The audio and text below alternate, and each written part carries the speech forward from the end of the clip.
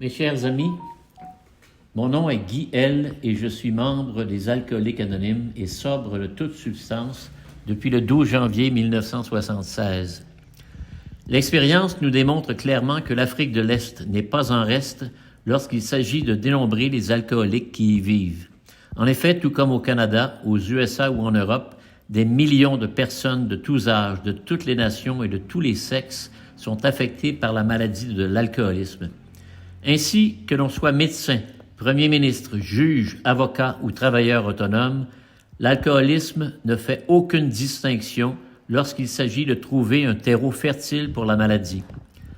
Car l'alcoolisme est bien une maladie, une allergie physique à l'alcool doublée d'une forte obsession mentale qui force littéralement l'alcoolique à boire beaucoup plus que la normale. On a beau être intelligent, déterminé ou posséder des facultés hors normes, rien n'y fait.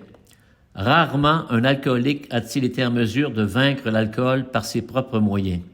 Sans aide, c'est trop pour ses capacités limitées.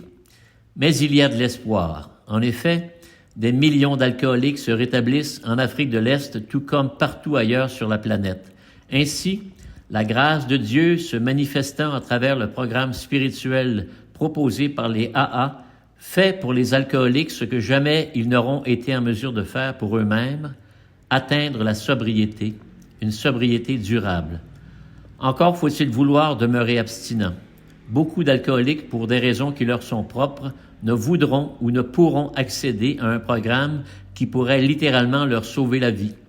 Ils choisiront consciemment ou non de tenter de contrôler une substance aussi dangereuse pour eux que la morsure d'un cobra royal pour la main d'un enfant.